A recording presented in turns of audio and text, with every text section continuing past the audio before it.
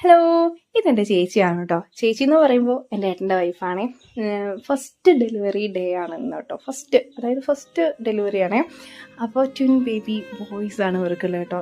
നമ്മുടെ വീട്ടിലോ ചേച്ചിയുടെ വീട്ടിലോ ആർക്കും ട്വിൻ ബേബീസ് ഒന്നും ഉണ്ടായിട്ടൊന്നുമില്ല കേട്ടോ. നമ്മൾ ട്രീറ്റ്മെൻറ്റ് എടുക്കുക കാര്യങ്ങളൊന്നും ചെയ്തിട്ടില്ല കേട്ടോ.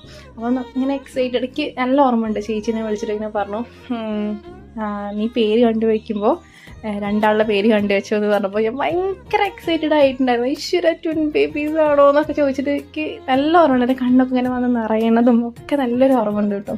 പിന്നെ ഞാനും എൻ്റെ ഏട്ടനും തമ്മിൽ 2.5 വയസ്സിനാണ് വ്യത്യാസം വരുന്നത് കേട്ടോ. പിന്നെ ഇവനൊരു അച്ഛനായി എന്നൊക്കെ പറയുമ്പോൾ ആ ഒരു മൊമെൻറ്റിൽ അവൻ്റെ ഫേസിൽ വരുന്ന മാറ്റങ്ങളും അവൻ്റെ കണ്ണൊക്കെ ഇങ്ങനെ വന്ന് നിറഞ്ഞതൊക്കെ എനിക്ക് ഇപ്പോഴും ഭയങ്കരമായിട്ട് ഓർമ്മ ഉണ്ട് കേട്ടോ. ഇതെൻ്റെ അനിയനാണ് കേട്ടോ. ഞാനിവൻ തമ്മിൽ 11 വയസ്സിൻ്റെ വ്യത്യാസമുള്ളൂ. ഓക്കെ, അപ്പോൾ ഇവനെ ഞാനിങ്ങനെ എടുത്ത് നടന്നതൊക്കെ എനിക്കൊരു ഓർമ്മ ഉള്ളൂ. ഞാൻ മക്കളെ നോക്കിയിട്ടുള്ളത് കേട്ടോ. അപ്പോൾ ഇന്ന് ഞാൻ എൻ്റെ ഈ 2 മക്കളെയൊക്കെ നോക്കുമ്പോൾ എന്ത് രസമാണെന്നറിയോ, ആ ഒരു ന്യൂ ബേബിയുടെയൊക്കെ ആ ഒരു ഫേസിൽ വരുന്ന മാറ്റങ്ങൾ, അല്ലെങ്കിൽ അവരുടെ ഒരു എക്സ്പ്രഷൻസ് ആണെങ്കിലും, അത് ഓരോ മന്തിൽ വരുന്ന ചേഞ്ചസ് ആണെങ്കിലും, അവരിനി എന്നമ്മ നടക്കുക, എന്നമ്മ ഇരിക്കുക, എന്നമ്മ കമിഴ്ന്ന് കിടക്കുക, അതൊക്കെ ഇങ്ങനെ നിരന്തരം ചോദിച്ചുകൊണ്ടേയിരിക്കും ഞാൻ എൻ്റെ അനിയനും കേട്ടോ. ഓൾമോസ്റ്റ് ഞാനും അനിയനും ഏകദേശം ഇവിടെ കൂടെ എപ്പോഴും ഉണ്ടാവാറുണ്ട്.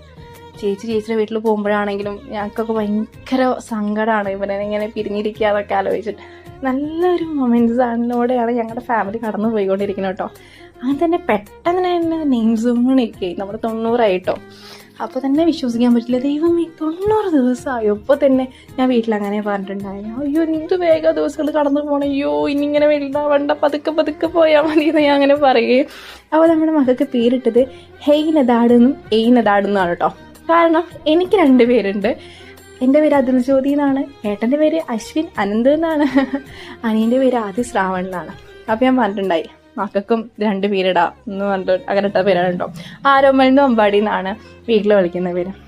അങ്ങനെ തന്നെ ഇത് 3 മാസം കഴിഞ്ഞപ്പോൾ തന്നെ ഞാൻ വിചാരിച്ചു, അയ്യോ എന്തൊരു വേഗം 3 മാസം കഴിയുന്നത്. ഇപ്പം നോക്കുമ്പോൾ 6 മാസമായി ഗൈസ്. നമ്മളൊന്ന് ആലോചിച്ച് നോക്കി, എന്ത് വേഗ ദിവസങ്ങൾ പോകണേ. മക്കളിങ്ങനെ വലുതായി വരുന്നുണ്ട്. ഭയങ്കര ക്യൂട്ട് ലിറ്റിൽ മൊമെൻറ്റ്സിലൂടെ ഭയങ്കര ഹാപ്പിയായിട്ടാണ് കടന്നു പോകണേ കേട്ടോ.